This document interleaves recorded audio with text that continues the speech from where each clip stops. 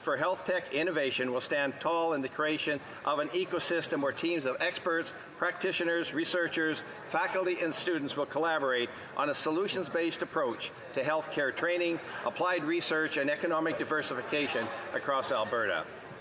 As matriarch Joan Donald said at the unveiling, as a family, we believe in supporting our community, and one of the best ways to enrich your community is to support education and health care. Jack and Joan Donald will continue to have an indelible positive impact on RDP learners, our community, the province of Alberta, and beyond for years to come. A celebration of Jack's life will be held at the Westerner on April 20th. To the Donald family, we say thank you for your commitment and love of our community, our province, and our nation.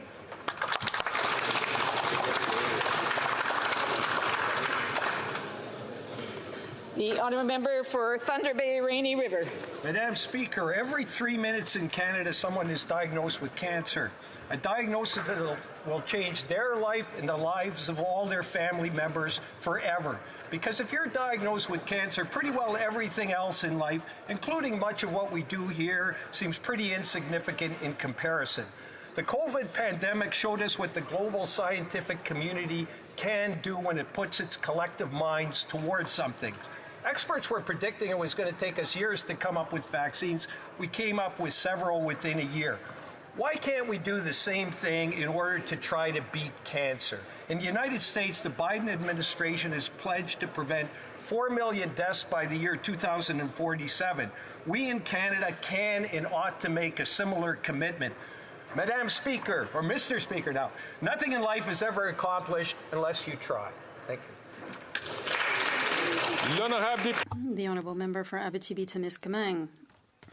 The coach in me is so proud to announce that my team, Rouen-Noranda Pro-Gas Studio Rhythm and Dance Team, are the Quebec champions, thanks to some spectacular saves by goalkeeper Alexis Lajeunesse against the mighty Phoenix 2 from Sherbrooke. We won the interregional championships in the M13B category last Sunday in Drummondville. Hard work was an integral part of our pro-gas identity, led by a devastating attack from Landon, Felix, Alex, and the courageous Océane, Raphaël, and Jules, and a rock-solid defense from Nathan, Samuel, Emmerich, and Loïc. Congratulations to my coaching team, starting with its great architect Eric, Stephen, Sandy, and Marc-Antoine. Thanks to all the parents. I must tell you about a unique player, Mr. Speaker, our captain clutch, Jules Lemire, who scored the final goal in the shootout. 7 goals in 5 games, including the overtime winner in the quarterfinals, and just shy of 100 goals this year. I love you, buddy. You took all the pressure, but at the end of the year, you were the one with the big banner on your lips. Jules Lemire, you are my hero.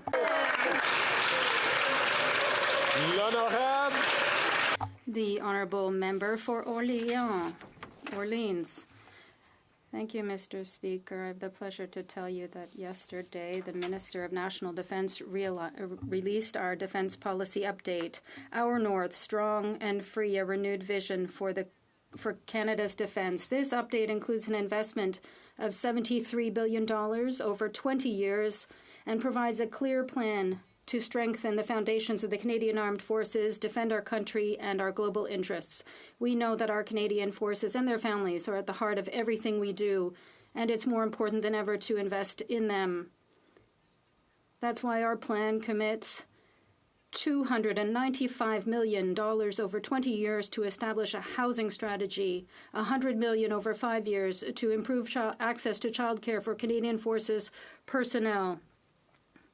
This is an important update to give our troops the tools they need to defend Canada. Thank you. And a welcome an honourable member from Durham.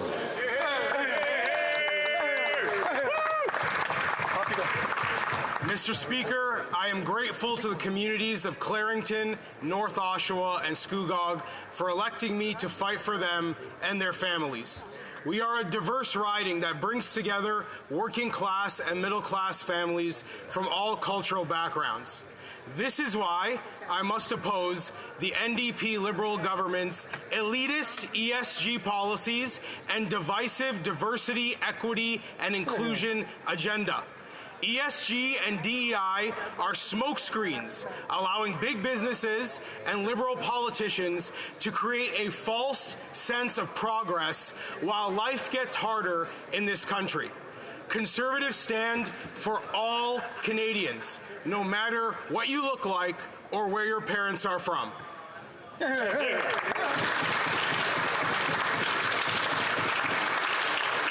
honourable member from Oakville, North Burlington. Thank you, Mr. Speaker. Earlier this month, I was part of an all-party delegation led by the member for Ottawa South to the 148th Assembly of the Inter-Parliamentary Union, the global organization of national parliaments founded in 1889. Our Canadian delegation played an important role on a number of fronts, including AI, climate change, and the situation in Gaza. While I was in Geneva, I was privileged to represent Canada at the debate on the resolution entitled Partnerships for Climate Action, promoting access to affordable green energy and ensuring innovation, responsibility, and equity. Canada introduced amendments that were accepted during drafting, particularly dealing with more inclusive language to include women, girls, people with disabilities, and Indigenous peoples. I'd like to extend a special thank you to Matthew Pringle from the Library of Parliament, who supported me to successfully have Canada's perspective reflected in the final resolution on the importance of parliaments around the world taking decisive action on climate change. The honourable member from Surrey Centre. Mr. Speaker, today we commemorate the Battle of Vimy Ridge, which took place in France in 1917 during the First World War. We honor those who bravely served our country in the war and paid the ultimate price to ensure the peace and freedom we enjoy today. The ridge had fallen into German hands during the initial advances of 1914. Beginning on April 9, 1917, the soldiers of the Canadian Corps fought their way up the ridge. By April 12th, the Canadians were victorious, capturing Vimy Ridge. The Battle of Vimy Ridge proved to be a great success, but it came at a heavy cost. Almost 3,600 Canadian lives were lost, and 7,000 were wounded during the four-day battle. More than a century has passed since the Battle of Vimy Ridge, but the legacy of those Canadians who served live in our memories. Thank you, Mr. Speaker. The Honourable Member for Charlebourg-Saint-Charles. On 9th of April 1917, 107 years ago, a fierce battle began on the slopes of Vimy, France, between the Canadian Expeditionary Force and the defending German forces. At 5:30 a.m., a single cannon sounded in the distance. At the same time, all available artillery, supported by underground mines that were packed with explosives, shattered the German positions. The infantry, protected by the artillery barrage, rose up and charged towards the enemy trenches. For some, this battle represented the birth of Canada as a sovereign nation, as for the first time, all the Canadian Expeditionary Forces were brought together to assault the enemy's fiercely defended ridge. After the Battle of Vimy Ridge, the Canadian Army erected a wooden cross on the site of the battle in memory of those fallen. When the Vimy Memorial was built, this cross was entrusted to the Guard of the Royal 22nd Regiment and placed at the Quebec Citadel. This cross is still used in ceremonies commemorating the Battle of Vimy Ridge as it is today. The Honourable Member for Ottawa-Vanier. Thank you, Mr. Speaker. I rise today to pay tribute to Benoit Pelletier, a published author, a distinguished minister in the Quebec government. Benoit played a crucial role in strengthening the ties between Quebec and Francophone communities across Canada. His bold vision and commitment to the Francophonie marked a significant turning point in our country's history. As minister, Benoit worked to promote Quebec's place within the Canadian Francophonie, leaving a lasting legacy for future generations. He was always committed to the defense of our language. The FCFA awarded him the Prix Boreal Award, and he was recipient of France's Ordre des Palmes Académiques for his commitment to education. He was a man who had heart, who adored the Outaouais, his adopted region. As a jurist and politician, he left an invaluable political legacy. His dedication as a lawyer and professor at the University of Ottawa inspired many students. Our thoughts are with his family and loved ones. Rest in peace, Benoit. The honourable member from Kenora.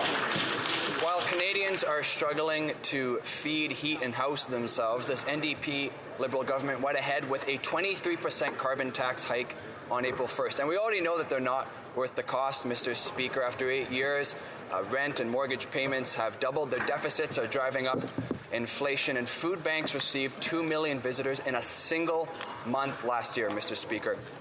Now, with Budget Day just around the corner, Conservatives are calling for a cap on government spending through a dollar-for-dollar approach, a plan to build homes, not bureaucracy, and we are calling on the government to axe the tax on food and farmers by immediately passing Bill C-234 in its original form, Mr. Speaker. That would support farm families and ensure that all Canadians can afford to put food on their table. It's clear that only common-sense Conservatives have a plan to make life more affordable and bring home lower prices for all Canadians. The honourable member from Peace River, Westlaw. Well, thank you, Mr. Chair. Mr. Speaker, after 8 years of this NDP Liberal government, Canadians cannot afford to live. Rent has doubled. The cost of owning a house has doubled. And this Liberal government is out of touch and is not worth the cost. This week, the Canadian Housing and Mortgage Corporation said that the problem is only getting worse, that despite all the photo ops and billions of dollars of promised spending, Canada is building fewer homes today than in the 1970s. This crisis is causing the Liberal government to keep hard-working Canadians from owning a home. By axing the tax, Conservatives will make all aspects of home ownership more affordable. We will balance the budget and bring down interest rates. We will cut red tape that keep communities from building homes and that Canadians can afford. Only common sense Conservatives have a real plan that will build homes for Canadians so that they can afford to live. Hear, hear. Hear, hear. L'honorable député de Vaudreuil-Soulanges. The honourable member for Vaudreuil-Soulanges. My family and I celebrated my 12th year in remission from cancer, immensely grateful for the continued time we have together. And today, I am privileged to rise in this House to extend a heartfelt thank you to the team at the Canadian Cancer Society for the role they played in seeing me through my own experience and the support they've provided to countless more each and every day since 1938. For some like me, it's the invaluable information that they provide on their website, which was the first resource I turned to after my diagnosis. For others, the support comes from the work they do on the ground, providing emotional support, raising awareness, or lobbying for more resources to find a cure for this disease, which will affect 1 in 3 Canadians in their lifetime. Led by Andrea Seal, dedicated team members like Kelly Masadi and Rose D'Souza, and an army of dedicated volunteers like Kirsten Watson and Shaylee Prashabati, I say a heartfelt thank you. Canadians are healthier, better, and stronger because of your unwavering advocacy, dedication, and support. Hear, hear.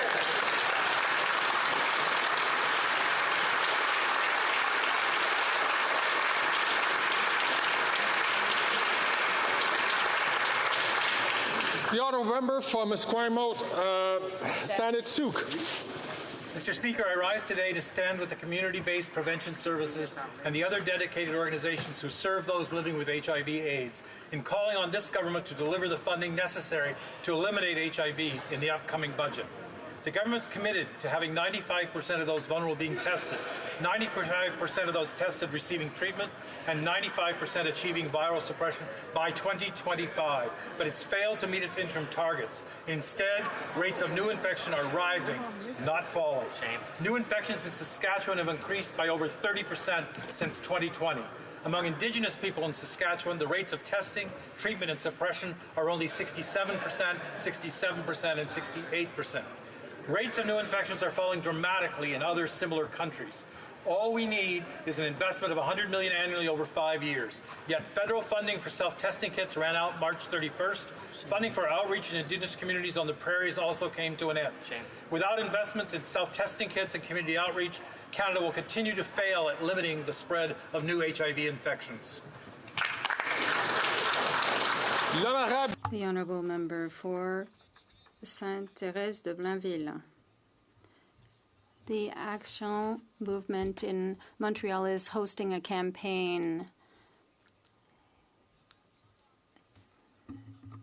They are ensuring that all workers on maternity leave are not penalized unfairly by an archaic and outdated system. This is an illustration of the fact that it's time to update the system to end the discrimination that women are facing when it comes to the access to programs and to fix the wrong done to female workers. That is why in the Bloc Québécois we have been pushing for a long time for a reform for equality and for accessibility. It is time for this government to take action. There is a budget coming up. They must put an end to this sexist situation and update the EI system. We stand with this community group who is waging this battle. Thank you. The honourable member from Hastings, Lennox-Naddington. As Canadians know all too well, this Prime Minister has abandoned any pretense about fiscal stewardship, with his government racking up more national debt than all previous Prime Ministers combined. His record-shattering tax and spend agenda has driven up inflation and interest rates, increasing the cost of food, fuel, and housing.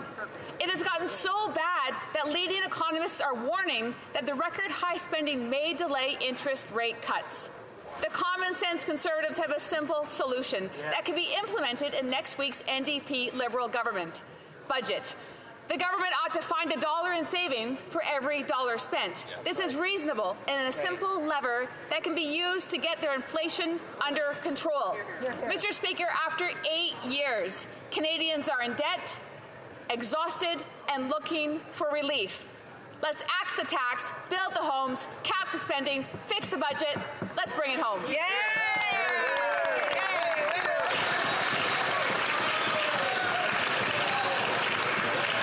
The honourable member from Kingston and the Islands. Mr. Speaker, one unlikely person has recently emerged as a new champion of carbon pricing. Someone who has done the math personally and knows firsthand that the vast majority of Canadians get back more than they pay.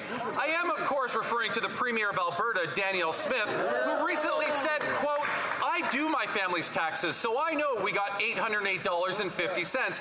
And when I go back and look at what I spent last year at carbon taxes, I would say that I probably end up better off with the transfer." Premier Smith went on to say that carbon pricing is, quote, "the optimal way of going about and getting the outcomes you're looking for, and that this almost seems like the perfect policy." Mr. Speaker, I agree with Danielle Smith. Our plan does leave more families better off, while at the same time addressing climate change, and I want to thank her for her clarity and rational understanding of this policy.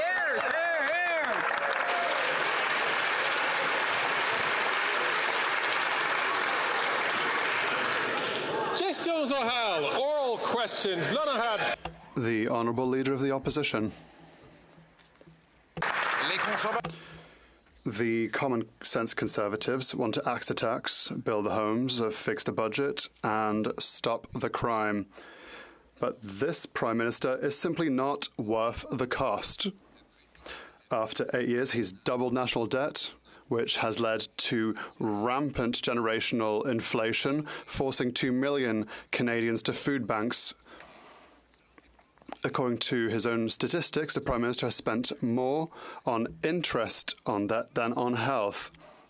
Why is he giving more money to bankers than to actual healthcare professionals? The Right Honourable Prime Minister.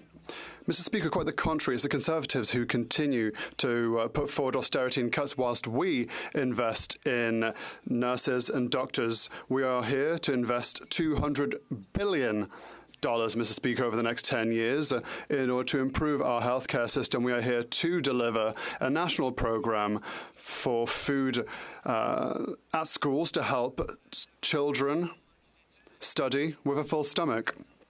We will also be here to broaden childcare benefits so that families can take care of their children while working. We are here to help them. The Honourable Leader of the Opposition. But he's still not worth the cost. He continues to spend, causing worst inflation levels.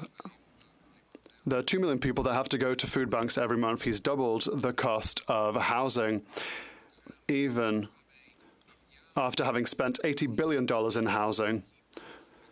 These are programs that balloon government costs and that butt into provincial jurisdictions. Will he finally meet our premiers to defend his inflationist and expansionist policy? The Right Honourable Prime Minister. We will continue to meet premiers to work on affordability for families. In order to work for housing investments in Quebec, for example, we've put forward $900 million for the House Building Accelerator Fund, and Quebec is doubling that money, meeting us halfway to build houses throughout the province. We are here to work hand in hand with provinces to fight against climate change, to fight against the housing crisis, and to invest in young people, invest in seniors. We will be here to build a stronger future whilst the Conservatives keep preaching austerity every single day. Honorable Chef de l'Opposition. Common sense Conservatives will axe the tax, build the homes, fix the budget, and stop the crime. This Prime Minister is not worth the cost. Indeed, his carbon tax, which the Parliamentary Budget Officer has proven costs 60% of Canadians more than they get back in rebates, is now opposed by 70% of Canadians. Everybody understands that the tax is driving people to the food bank. That's why 6 premiers, including the Liberal Premier of Newfoundland and Labrador, have asked for a meeting. Will he agree to a televised carbon tax conference if he's so sure of himself on this issue? The Right Honourable Prime Minister. Parliamentary Budget Officer has confirmed that 8 out of 10 families across the country get more money with the Canada Carbon Rebate attached to the price on pollution than it costs them. That's $1,800 arriving for a family of 4 in Alberta. It's thousands of dollars right across the country. These are things that are helping people with the high cost of living and groceries at the same time as we fight climate change. But, Mr. Speaker, what would be also helpful is if we were able to deliver the doubling of the rural top-up to put hundreds of dollars in the pockets of Canadians, but the Conservative Party is blocking the legislation to double the rural top-up. The Honourable Leader of the Opposition. Mr. Speaker, that is mathematically impossible, given that the NDP Liberal government has a combined majority and can pass anything it wants, which is exactly why we're in such a mess today as a country. After 8 years, this NDP Liberal Prime Minister is not worth the cost, and that's why the Parliamentary Budget Officer confirms 60% of Canadians are paying more in carbon taxes than getting back in rebates. But why doesn't the Prime Minister, if he believes the contrary, why doesn't he have the courage to sit down in a televised and open forum and have a carbon tax conference with the premiers? The Right Honourable Prime Minister. We did sit down with the premiers 8 years ago and established the Pan-Canadian Framework on Climate Change that both puts a price on pollution and puts more money back in the pockets out of 8 of 10 Canadian families in the jurisdictions where the federal backstop applies. That is a way of both fighting climate change and helping with affordability. Now, not only are the Conservative Party counting on taking away those Canada Carbon Rebate checks, they're arriving this coming Monday on April 15th. People will see in their bank accounts the Canada Carbon Rebate that puts more money in their pockets ahead of the costs associated with fighting climate change. The Honourable Leader of the Opposition. Mr. Speaker, he met the premiers in 2016. Since that time, he's broken the promise he made them. He said the tax would only go up to 11 cents a litre. Now, he admits it will go up to 61 cents a litre. He said the tax would make people better off. Now we have the Parliamentary Budget Officer's report, which confirms 60% of Canadians pay more than they get back. The Prime Minister said, and I quote, in 2015, Canadians need a PM who will meet with the premiers. What happened? The Right Honourable Prime Minister. While the Conservative leader continues with his misinformation and disinformation, the reality is the Parliamentary Budget Officer said that 8 out of 10 Canadians do better with our price on pollution and the Canada Carbon Rebate. But speaking of misinformation and disinformation, any responsible leader that receives an endorsement and support from proven conspiracy theorist and liar Alex Jones would have immediately denounced that. But that's not what the leader of the opposition did. He did absolutely nothing because those kinds of endorsements fit within his political strategy.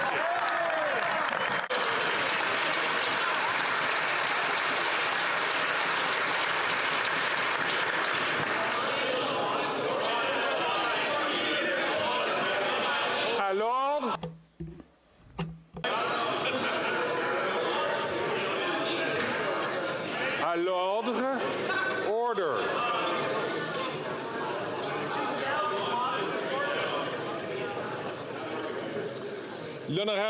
The Honourable Member for Bailleul-Chambly. Mr. Speaker, the Prime Minister is multiplying interference in Quebec's jurisdiction. In Ottawa, there's no department or expertise in health or education or childcare or municipal affairs. They don't know how things work, but they have our money due to a budgetary imbalance. Does he recognize that the Assemblée nationale of Quebec has better skills in healthcare, education, childcare, and municipal affairs? Simple question. The Right Honourable Prime Minister. Mr. Speaker, we've always recognized and respected provincial jurisdictions, and we respect Quebec's specificities, but we know that even with all the expertise under the sun, there are still Canadians who are finding housing, who are trying to find housing, people who are trying to find childcare spots, people who are finding it hard to make ends meet. And as a federal government, we are here to work in partnership with Quebec, with provinces, in order to invest in the help that people need. Yes, we have federal money, but we are here to invest it with provinces in order to help Canadians, and that's what we need to do. The Honourable Member for Bailleul-Chambly. Mr. Speaker, when my car breaks down, I don't give my money to my dentist because my dentist doesn't know how to fix a car. They don't know how things work in Quebec. They have to whittle together some skills in jurisdictions that are not theirs. Their interference makes things longer and more expensive, and it won't be better than if they just let us spend our money. The Right Honourable Prime Minister. We will always work hand in hand with the provinces in order to deliver services that Canadians need. But let us talk about dentists, Mr. Speaker. 1.7 million seniors throughout the country have signed up to our dental care program that will be delivered from coast to coast to coast, and that includes Quebec. We are here to make sure that seniors in Quebec and throughout the country can obtain the healthcare that they need and that they could not afford before now. We are here to help the well-being of all Canadians and all Quebecers, and we'll always do so, respecting jurisdictions and in partnership with our partners. Thank you, Mr. Speaker. From Burnaby South. Mr. Climate deny, Mr. Climate delay, strike again. The Corporate Knights report shows that the Prime Minister is delaying $15 billion that he promised to hardworking Canadians to lower their costs and their emissions. Yet the Prime Minister has no problem finding $18.6 billion in free subsidies for big oil and gas. So why is it that the Prime Minister wants to put shoulder the burden of the climate crisis on hardworking people and not give them a hand, but wants to give billions of dollars, like the Conservatives, to big oil and gas corporations?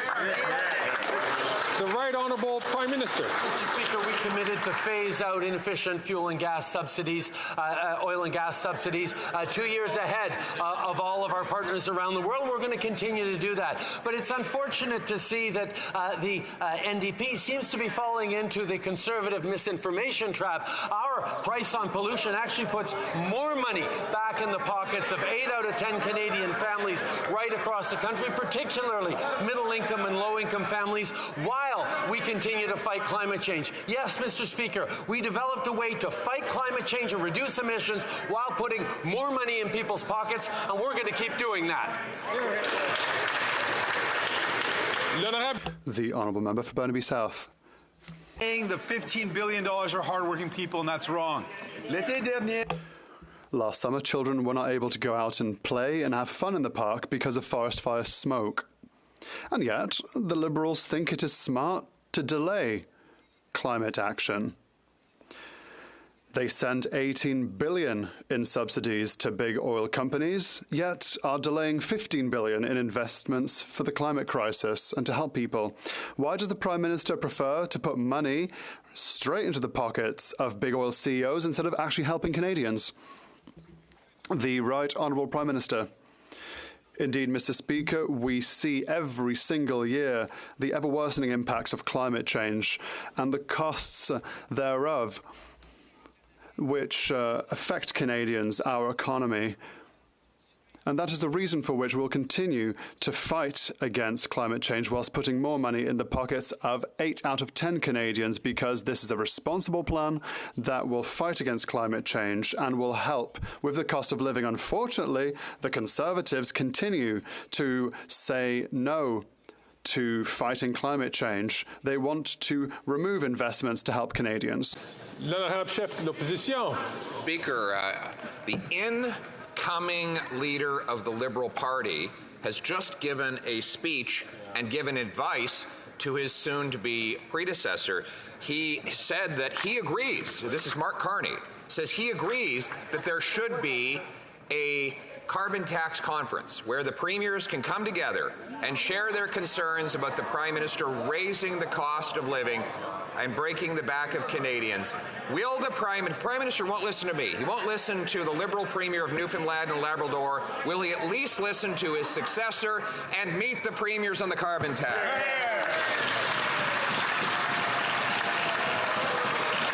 The Honourable Minister for Energy and Natural Resources.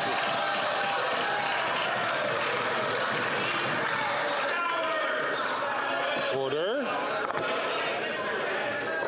The Honourable Minister for Natural Resources. Thank you, Mr. Speaker. Again, it is important for folks, for Canadians who are watching this debate, to be careful about the misinformation being spewed by the Leader of the Opposition. It is important for a responsible government in this country to have a plan for addressing climate change and do so in a manner that enhances and addresses affordability concerns. That is exactly what the price on pollution does. 8 out of 10 Canadian families get more money back. 200 economists across the country agree with us. It is such a shame that we have a bunch of climate deniers over there who have no plan for the environment and no plan for the economy. I ask all members, please, to only take the mic, only take the floor when they're recognized by the Speaker. I'll recognize the Honourable Leader of the Opposition. Mr. Speaker, Mark Carney, who is the next Liberal leader, is a fierce supporter of the carbon tax. He's been called Carbon Tax Carney in the past, and he is willing at least to defend his carbon tax views in front of the premiers. The Prime Minister is not. He's running for cover and hiding from Canadians, refusing to defend his own policy decisions. If the Prime Minister is really so proud of his plan to hike the carbon tax to 61 cents a litre, why won't he listen to Mark Carney and have a big, open, televised carbon tax conference?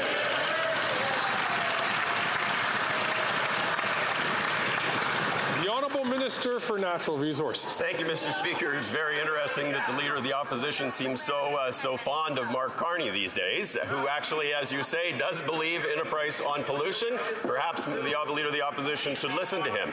But it is important with respect to the premiers to know that the premiers have every right to submit a plan that actually meets the federal benchmark and put in place their own price on pollution. That is something that British Columbia has done. That is something that Quebec has done. Mr. Speaker, Premier Moe was actually here recently and testified before the committee. And what Premier Moe said is he looked at alternatives to the price on pollution. He found every one of them to be too expensive. This from a guy who has no climate plan,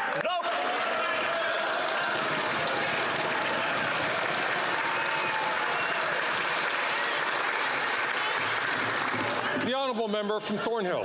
Last week, the Prime Minister increased the carbon tax by 23% on Canadians, on gas, on groceries, on home heating. He's doubling down and defying 70% of Canadians and 8 premiers who want him to axe the tax. 6 of those premiers wrote the Prime Minister asking for a meeting to talk about his punishing carbon tax. Instead, the Prime Minister just shot down the idea because they already had a meeting 8 years ago. Can the Prime Minister tell us how many premiers he met in 2016 that are still in power today?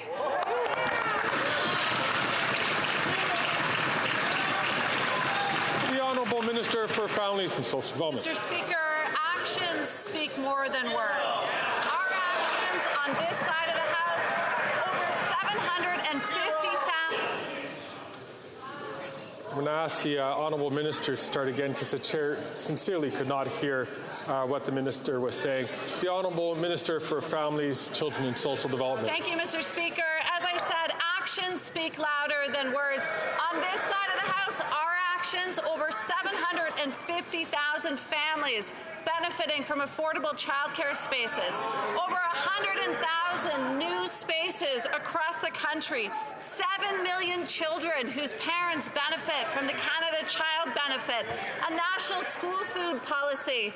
Their actions, Mr. Speaker, vote against funding to increase the number of spaces, vote against a national school food policy, Mr. Speaker. They've made it clear they're not there for Canadian families. The honourable member from Thornhill. Mr. Speaker, I don't know if she missed the question, but Canadians certainly missed the answer. It's zero. 2016 is the last time he had a meeting. Pokemon Go, dabbing, Harambe, that's what was popular in 2016. And you can get an apartment for half the price. Since the last time the Prime Minister had a meeting with the premiers, gas and groceries have skyrocketed and interest rates have increased 10 times over. So will he put aside his desperation and defiance, do some work around here, and meet the premiers? Then the Honourable Minister for Innovation. Speaker, what Canadians will see today is one thing they will not hear from these conservative, Mr. Speaker, is the cost of inaction. The cost of forest fire, Mr. Speaker, the cost of flooding in our country, the cost of drought, Mr. Speaker. When each of these conservatives are standing up, they're telling Canadians they have no plan, Mr. Speaker, to fight climate change. On this side of the House, we recognize, like all Canadians, we need to act to save the planet. We need to act on climate change. That's why we're going to invest in Canadian. That's why we're going to continue to invest to make sure that we have a planet to live for our children. Then I have the honourable member for Louis Saint Laurent. Mr. Speaker, after 8 years of this Liberal government, housing has never been in such a sorry state. Rents have doubled, mortgages have doubled. And what's this government's strategy? To have a photo op. They always have an announcement with a photo op, but yesterday they breached new grounds. Yesterday the Prime Minister did a photo op on a roof. But that doesn't help Canadians put a roof over their heads. What is the government's plan to help Canadians who can't find a roof for their head? The Honourable Minister for Public Works and Government Services. As we said, there are two clear figures, 6,000 and 8,000. As during his mandate as housing minister, there were 6 affordable housing units built. We made an announcement that will create 42 new housing units. That means that in his riding, we have created 7 more housing units than his leader did during his mandate as housing minister. The honourable member for... Just 1 second. The honourable member for Louis Saint Laurent from the top.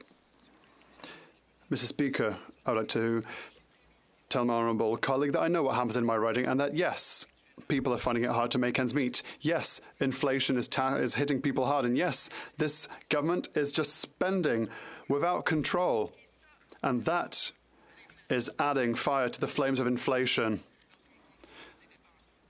Mr. Speaker, the member, who is a minister as well, who is a well-respected academic, how will he explain to his future students that a budget can balance itself, like the Prime Minister keeps claiming?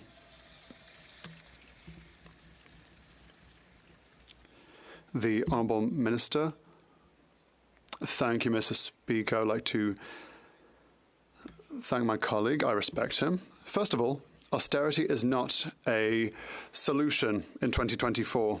The second thing I have to say is that respect is the foundation of academic relations.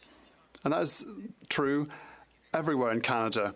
I would like him to apologize to Quebec City, because he called the leaders of Quebec City incompetent, which is a shambles.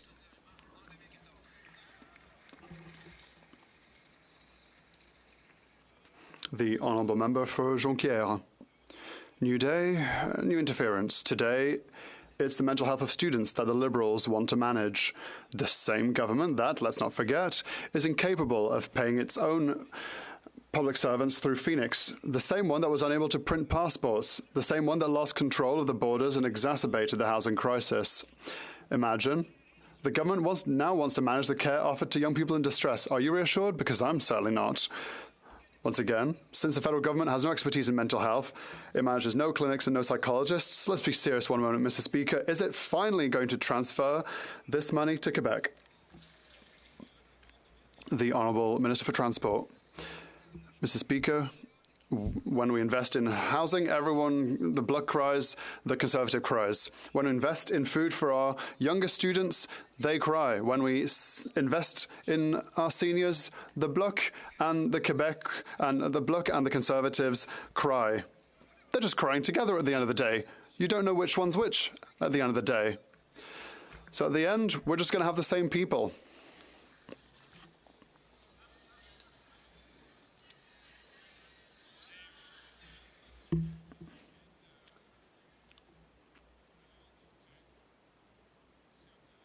Dear colleagues, I would like to ask all members to make sure that language used be respectful and dignified in these halls. The Honourable Member for Jonquière. We'd just like to let the federal government know that we have collaborated well when they copied our childcare program. Given that we already had the skills, they sent us the money unconditionally, and everyone was happy. So why would it be different for mental health? With pharma care that we've had for nearly 30 years, with dental care that we've had for over 50 years, why, for this case, can they not just simply transfer the money to Quebec? The Honourable Minister for Transport. Mr. Speaker, the Bloc is never happy. We invest in housing, they're not happy. We invest in our children, they're not happy. We invest in food banks, they're not happy. The Bloc is never happy. They're just losing their identity. They're being eclipsed by the Conservatives, who are doing their job better than they are.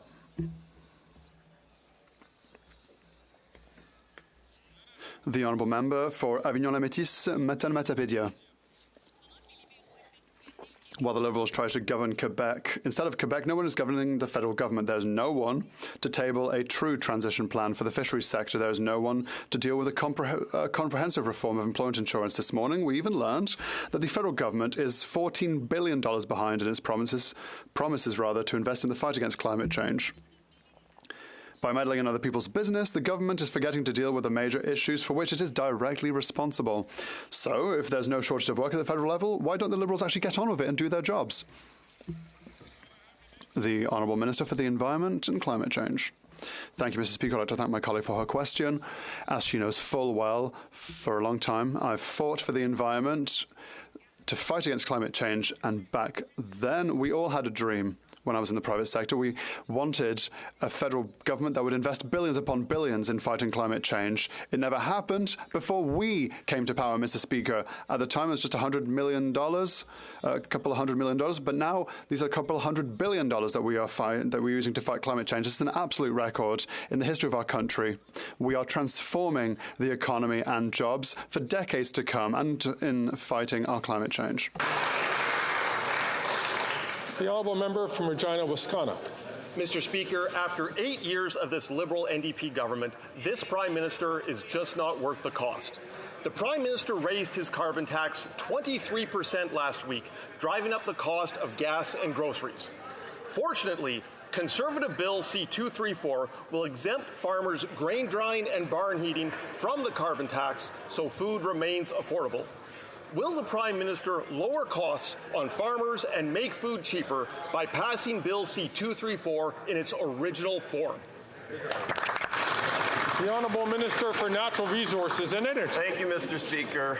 Again, it's important to actually ensure that we're dealing with the facts. 97% of on-farm fuels are actually exempt from the price on pollution, and there is a rebate to address farmers and farm incomes on a go-forward basis. In Canada, 8 out of 10 Canadian families get more money back. In fact, Professor Dalter at the University of Regina, who the honourable member might want to go talk to, called out the Conservatives last week for misinformation. When Conservative leader and his ally and the Conservative leader's ally, Scott Moe, appeared before committee on the carbon price, journalists called his appearance a parade of nonsense and completely dishonest. Conservative slogans and misinformation do not help Canadians with affordability. The honourable member from Regina, Wisconsin. Mr. Speaker, it's clear that the Prime Minister is not going to back down from his carbon tax obsession. It's clear that he is going to continue to raise the carbon tax on gas, groceries, and home heating and make life even more expensive for Canadians. Shameful. Since the Prime Minister refuses to call a carbon tax election, will he at least meet with the premiers and listen to their plans to make life more affordable? The Honourable Minister for Natural Resources and Energy. Speaker, as the honourable member knows full well, provinces and territories can put in place their own price on pollution. That is what British Columbia has done. That is what Quebec has done. Those provinces that are actually committed to fighting change. But the honourable member comes from a province that has no climate plan, no climate targets. Their premier admits that the price on pollution is the most cost-effective way to reduce emissions, and yet he does nothing. That's a shame. Shame. Double shame. The honourable member from Red Deer, Mountain View. Mr. Speaker, after 8 years of this NDP Liberal government, Canadians are tapped out. April 1st saw Canadians hit with a 23% carbon tax increase by these Liberals. As a farmer, Mr. Speaker, I know the first-hand true impact of carbon tax bills on farm operations. The Prime Minister is not worth the cost. It's time to axe the tax on farmers and food and pass Bill C-234. Will the Prime Minister lower costs on farmers and make food cheaper by passing Bill C-234 in its original form? The Honourable Minister for Agriculture and Agri-Food. Mr. Speaker, I appreciate my honourable colleague's question, but it's important to remind my colleague, as a farmer, I'm fully aware that farmers are on the front line of climate change. And it's important to realize, Mr. Speaker, that farmers are devastated by massive storms on the prairie. Straw worth $300 a bale. That is crazy, Mr. Speaker. We have a plan to address climate change, and we have a Canada carbon rebate that refunds put more money in 8 out of 10 Canadians. We are addressing climate change and making sure the polluters pay, Mr. Speaker. The honourable member from Simcoe Grey. Mr. Speaker, while the Prime Minister tweets out sunny ways from his rooftop, food banks in Simcoe County are reporting a 100% increase in use. Last week at the Angus Food Bank, Director Heather Morgan told me that active soldiers from Base Borden are regular visitors. Let that sink in. Meanwhile, Liberals hiked the carbon tax by 23% and continue to delay Common Sense Bill C-234. Will the Prime Minister pass Bill C-234 in its original form and axe the tax on farmers and make food more affordable for all Canadians?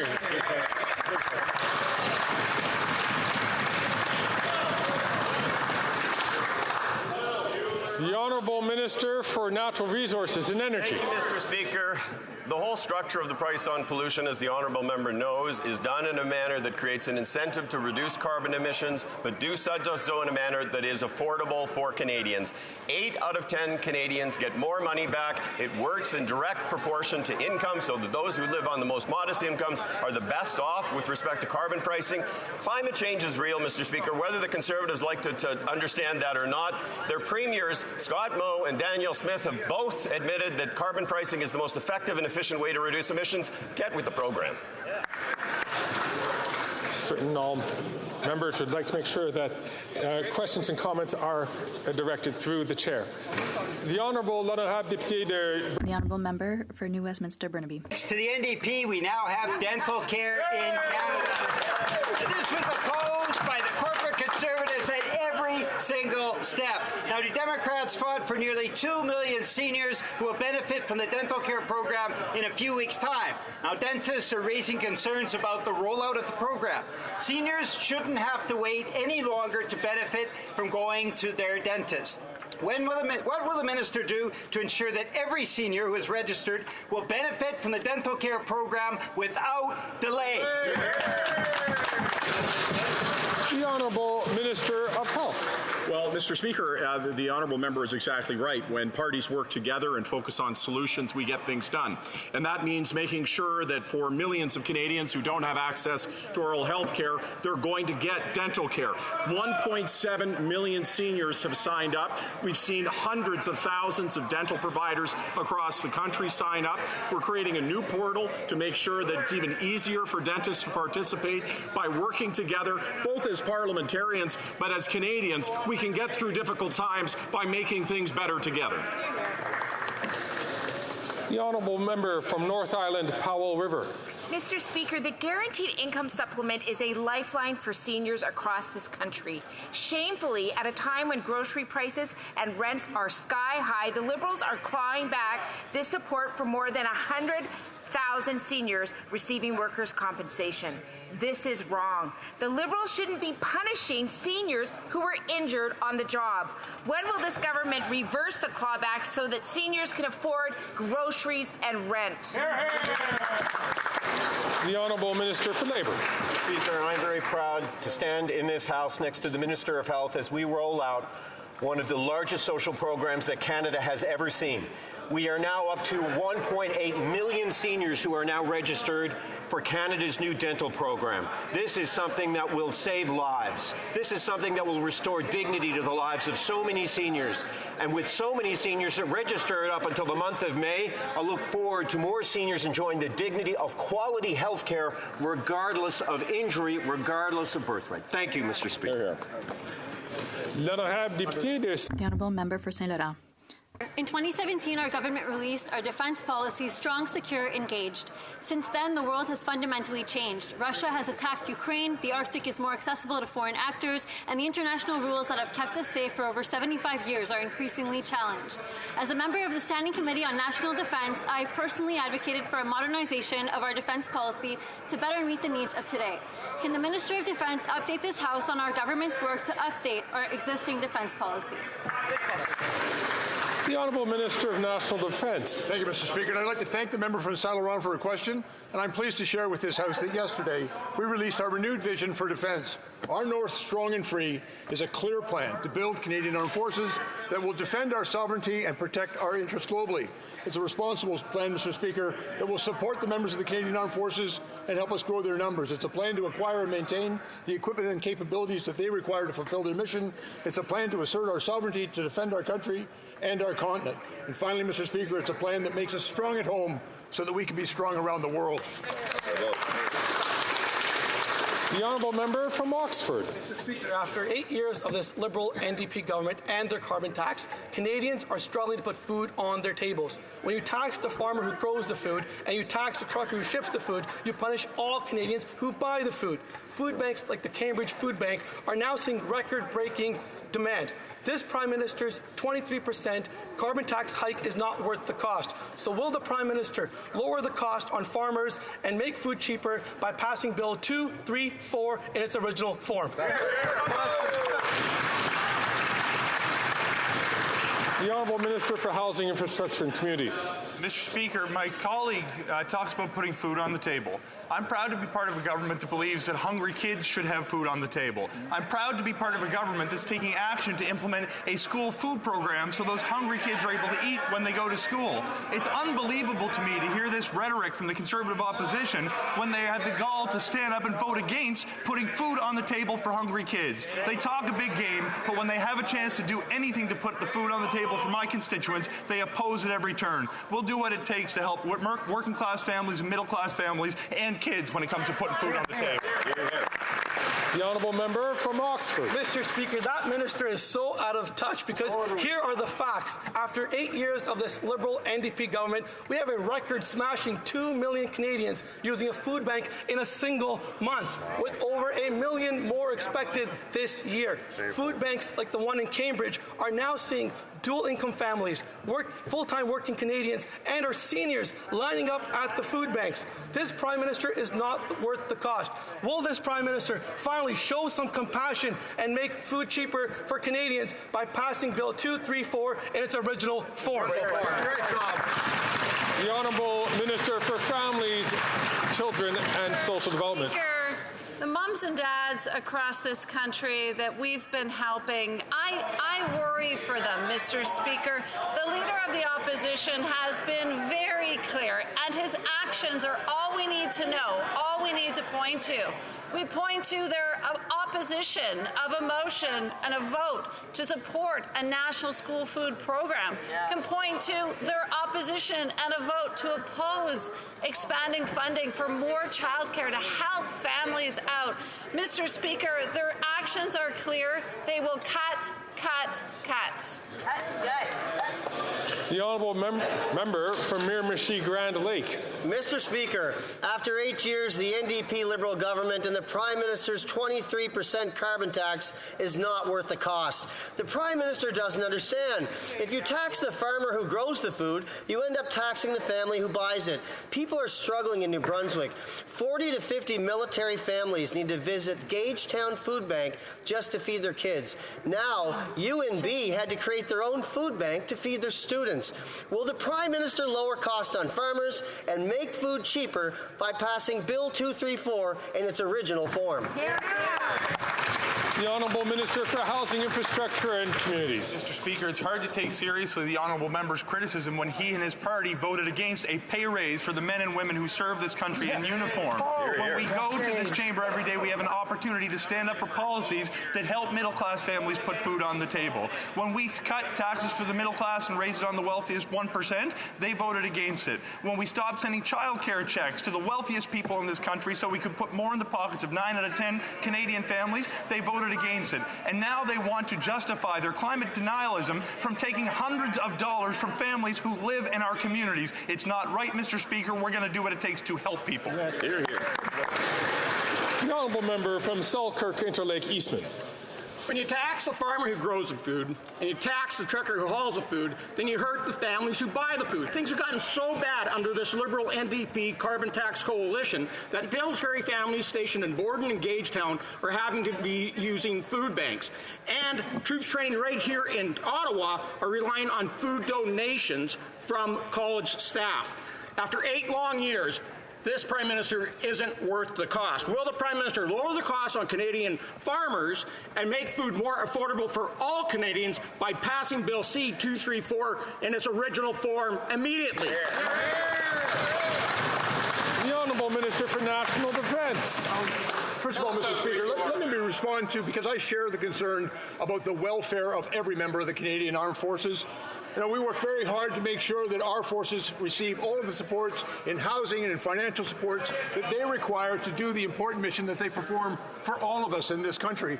And, Mr. Speaker, we recently negotiated, for example, a very substantial pay raise because they've earned it and they deserved it. And that's why it was such a huge disappointment when that member and all of his colleagues voted against the money for that pay raise. Mr. Speaker, we have a responsibility in this House to support the men and women who protect our country. The Honourable Member for Lac-Saint-Jean.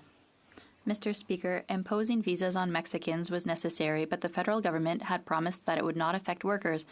Now, Eastern Quebec is reeling from delays in the arrival of temporary foreign workers in the fishing and processing industries. Fortunately, since the Bloc Québécois leader wrote to the Minister of Immigration and the Prime Minister on March 25th, the situation has improved, and this should be acknowledged, but there are still concerns. We simply ask the Minister to reassure us. Can he confirm today that all the workers will arrive as soon as possible and that this situation will not affect other sectors like, for example, agriculture? Thank you. The Honourable Minister of Immigration, Refugees and Citizenship. Thank you, Mr. Speaker. I thank the member for his question. It's a very relevant one. It's clear that we all want a successful fishing season in Quebec, in Canada. When those fisheries depend on Mexican visas that need to be issued, we are working 24 hours a day so that this is done quickly. We will continue working on this. We're not out of the woods, but I have hope given the hard work of the teams working on this. Thank you. The Honourable Member for Avignon, La Métis, Matane, Matapédia. There's a way to be both responsible at the border and responsible towards the entire fishing and processing economy in the Gaspé Peninsula and eastern Quebec. We simply have to work intelligently and without partisanship. The cooperation of the Minister of Immigration is to be commended, but he has the fate of an entire industry in his hands. One company has already closed because workers didn't arrive in time for the opening of the fishery, and others are afraid of suffering the same fate when their season opens for lobster. Can the minister reassure them that workers will arrive as soon as possible? The Honourable Minister of Immigration, Refugees and Citizenship. As I said clearly to her colleague, we are working 24 hours a day, 7 days a week, so that is the case. And imposing the visa on Mexico, which the Bloc Québécois called for, which is important, which we need to continue to underline, insofar as there are workers who have to have their passport stamped in Mexico, it has to continue. They need to do it with third parties who are helping those factories. At RARCC, we will work 24 hours a day so that it can be processed within 24 hours. Thank you. The Honourable Member for Lévis-Lotbinière. Mr. Speaker, after more than 8 years of this Liberal government, we all know it's not worth the cost. The price of housing continues to soar, and the government is forgetting about municipalities to increase new housing construction. Mr. Speaker, will the Prime Minister finally build housing and eliminate bureaucracy in his next budget? The Honourable Minister of Innovation. We won't take any lessons from the Conservatives. What we are presenting is a plan for Canadians, a plan to build more housing, a plan to create more jobs, a plan to have more prosperity in the country. Mr. Speaker, Canadians watching at home understand that slogans don't create jobs, slogans don't build houses, and slogans don't create economic prosperity, Mr. Speaker. We'll let the Conservatives keep to their slogans and videos. We will focus on Canadians. The Honourable Member for Lévis-Lotbinière. Mr. Speaker, housing prices will continue to skyrocket, warns the CMHC. The average cost of an apartment could rise by 27% over the next 3 years in the Montreal region. A Conservative government will reward cities that increase housing construction. Why, Mr. Speaker, doesn't the Prime Minister listen to common sense and work with his provincial and municipal partners to build the housing needed for the well-being of all Canadians?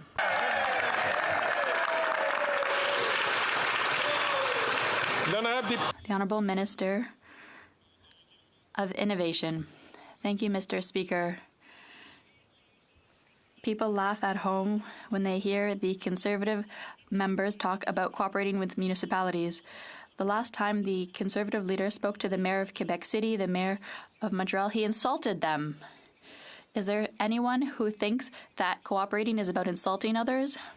In 2024, it's about cooperation.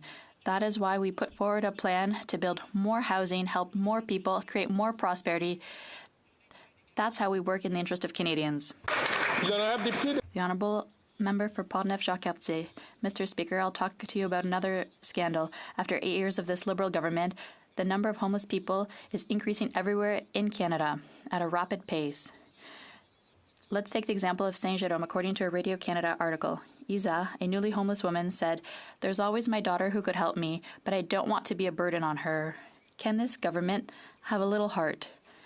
My question is simple, Mr. Speaker. Will this Prime Minister finally do everything possible to build housing and stop piling on the bureaucracy in next Tuesday's budget?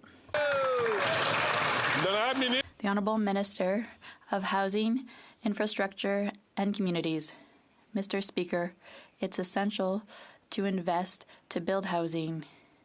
We are making investments with Quebec to build affordable housing. After an agreement with Quebec with $1.8 billion, we are building 8,000 affordable housing units just in Quebec. Comparison across the entire country, when the Conservative leader was the housing minister, they constructed a total of 6 affordable housing units nationwide. There is no contest when it comes to supporting the most vulnerable. I question their authenticity when they actually talk about the investments, when they vote against the money behind the programs. The Honourable Member from Davenport. Mr. Speaker, residents in Davenport are concerned about the fact that the Conservative Party wishes to cut their Canada carbon rebate. For most Canadians, each penny counts. The members of my riding depend on these checks. Can the Minister of the Environment and Climate Change explain to the House how these Canada carbon rebates reduce emissions and how these checks help Canadian families. The Honourable Minister of the Environment and Climate Change. I thank my colleague for her question and also for her efforts in French. I'd like to highlight that starting on Monday, the Canada Carbon Rebate will increase on April 15th for a family in Ontario, $280 4 times a year. The PBO said 2 weeks ago that the measure that has the least impact on the economy that allows us to reduce greenhouse gas emissions is the pollution price. Over 200 economists have confirmed this, and the Premier of Saskatchewan, with whom I just about never agree, has admitted that it's the best way to reduce climate change. Member from Yorkton, Melville. Speaker, after 8 years of this Prime Minister's record-high debt and deficits, he's not worth the cost of his overpriced stocks. Inflation and interest rates continue to make lives worse. Now, an economist has said that interest rate cuts may be further delayed because of this NDP Liberal government's out-of-control spending. Conservatives have offered a common-sense solution to fix the upcoming budget. When will this Prime Minister stop his out-of-control deficits with a dollar-for-dollar rule? Find $1 in savings for every new dollar he spends. The Honourable Minister for Innovation. Mr. Speaker, we will take no lessons from the Conservative, Mr. Speaker. Mr. Speaker, what we're presenting Canadian is a plan to build more homes, Mr. Speaker. What we're presenting Canadian is a plan to create more jobs. Mr. Speaker, what we're presenting to Canadian is a plan for prosperity. On the other side of the House, Mr. Speaker, it's slogans. Canadians at home understand that slogans don't create jobs. Slogans don't build homes. Slogans don't build prosperity, Mr. Speaker. We'll let them invent a new slogan while we focus on the matters of Canadians. The Honourable Member from Renfrew Nipissing, Pembroke. Mr. Speaker, after 8 years, this NDP Liberal government's addiction to spending is out of control. They're getting high off an unsafe supply of drugs and borrowed money. Their spending habit is driving up inflation. Interest rate cuts might be stalled because of out-of-control spending. Their far-left allies in BC just had their credit rating cut. This Prime Minister and his socialist coalition are not worth the cost. This government must find $1 in savings for every dollar spent. Will the Prime Minister cap spending with a dollar-for-dollar rule to bring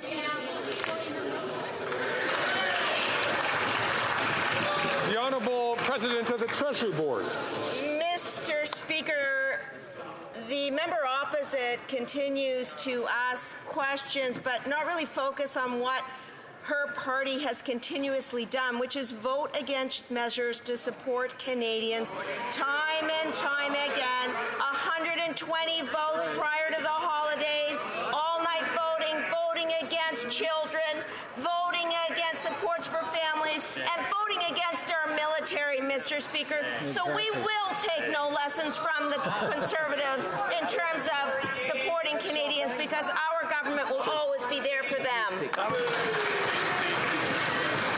The Honourable Member from Chatham-Kent, Leamington. After 8 years of this Liberal NDP government, this Prime Minister continues to demonstrate that he's not worth the cost. This government has added more to the national debt than all previous Prime Ministers combined. Yes, combined. And now a leading economist has stated that interest rates cuts are being delayed because of this massive government overspending. Will the Prime Minister cap government spending with a dollar-for-dollar rule, which finds $1 of savings for every dollar of new spending, so that interest rates come down and people can stay in their homes? Great job, Dave. Great. The Honourable Minister. Mr. Speaker, let's look at the facts. Inflation is at 2.8%, down 2 months in a row below 3%, AAA credit rating, Mr. Speaker, and just in the last 9 months, a food program for students in school. We're going to make sure that there's homes built across this country. How did that member and his Ontario colleagues vote when it came for the plant in St. Thomas? How did they vote when it came to support the Ford plant? They voted against. We're here for Canadians. That's what they expect. We're going to do that each and every day. The Honourable Member from Calgary Skyview. Mr. Speaker, we know that folks need to be connected, especially in rural, remote, and Indigenous communities in Alberta. It allows access to education, jobs, healthcare services, and innovation that otherwise would be unreachable. Unfortunately, for 10 years, the Conservatives failed to prioritize investments in connectivity. Because of their lack of action, communities in my province have been left out of those opportunities. The good news is that our government is tackling this issue head on. Can the government tell us what progress has been made towards connecting Albertans to affordable quality?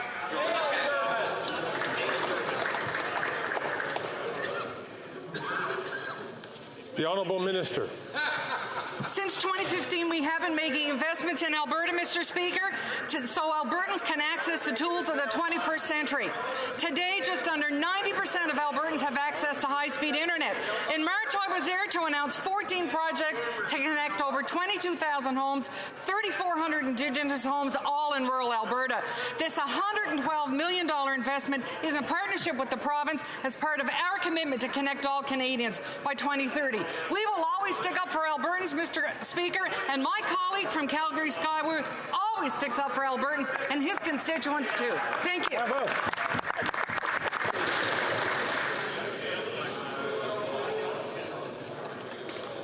The Honourable Member from Victoria. Mr. Speaker, Canadians are experiencing the brunt of the climate crisis, with damage caused by flooding and the fear of wildfire evacuations. All while the Liberals are rewarding the very people who are getting rich off it. Liberals gave over $18 billion to rich oil and gas companies last year.